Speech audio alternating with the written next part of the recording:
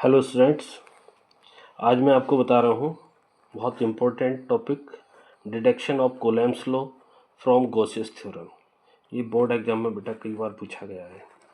वो ये कहता है इसमें कि मेरे पास एक प्लस क्यू चार्ज है, वो पॉइंट ओ पे रखा हुआ है। उसके चारों तरफ मैंने स्मॉल आर डिस्टेंस की एक गॉसियन सरफेस मानी और मैंने उसके चारों तरफ एक ये सर्किल खींच दिया। इस गॉसियन सरफेस पे एक पॉइंट मेरे पास पी है जिस पे चार्ज क्यू नोट रखा हुआ है और इसका जो एरिया है वो स्मॉलेस्ट एरिया मैंने डी ए ले लिया। इसमें प्लस क्यू चार्ज के कारण मेरे पास इलेक्ट्रिक इंटेंसिटी आउटवर्ड होगी। तो इसके कारण मैं क्या निकालूंगा, पहले यहाँ पे निकालूंगा गॉसियन सरफेस पर इलेक्ट्रिक फ्लक्स। गॉसियन सरफेस पे क्या निकालूंगा, इलेक्ट्रिक फ्लक्स। चलिए बेटा देखिए कैसे लिखेंगे इसे। तो मेरे पास let a charge plus Q placed at point O। इसके बाद है and another test charge Q not at point P।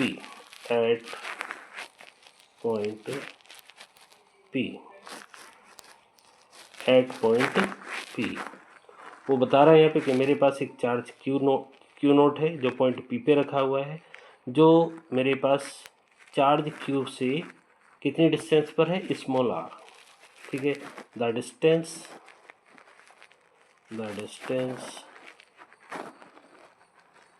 Small r between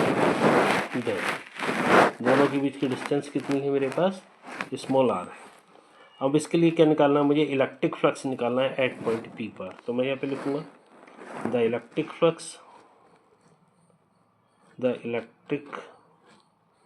flux at point P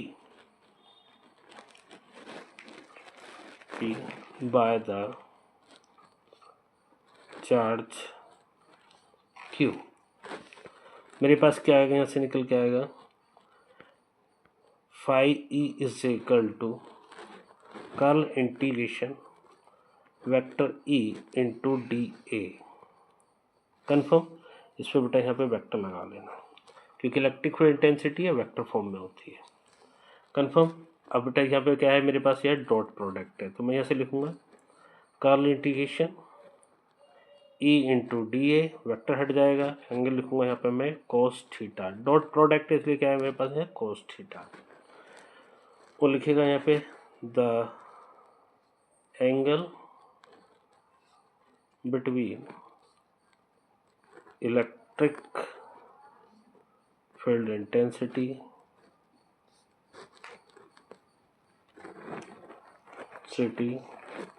capital E and dA is 0 degree because both in same line।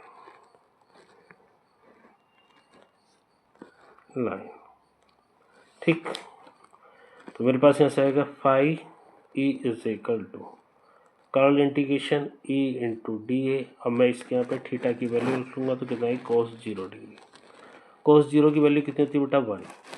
तो मेरे पास आएगा यहाँ से E constant है, बाहर ले लूँ, E कर्ल इंटीग्रेशन डी ए into 1 को लिखते नहीं, छोड़ देते हैं। मेरे पास यहाँ से है phi E is equal to E into, अब क्या है मेरे पास कर्ल इंटीग्रेशन डी ए है, मतलब इस पूरे का मुझे चाहिए एरिया। ठीक है, ये पूरा मुझे यहाँ से लेके यहाँ तक की ये पूरी डिस्टेंस चाहिए, तो ये मेरे पास इसका पूरा एरिया कितना हो जाएगा 4 pi r square. Any doubt? ये होगी जी मेरे पास इक्वेशन फर्स्ट। किसके थ्रू निकालना, मैं गॉसियस थ्योरम के थ्रू। तो मैं यहाँ पे लिखूँगा यूजिंग गॉसियस थ्योरम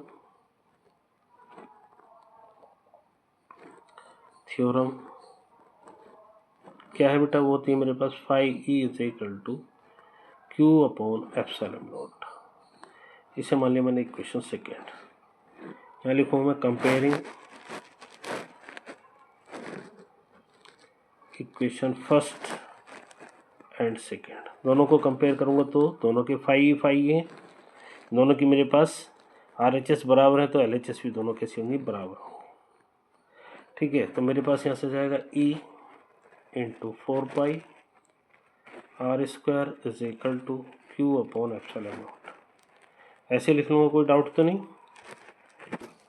अब इसके बाद बेटा मेरे पास है E is equal to 1 upon 4 pi epsilon not.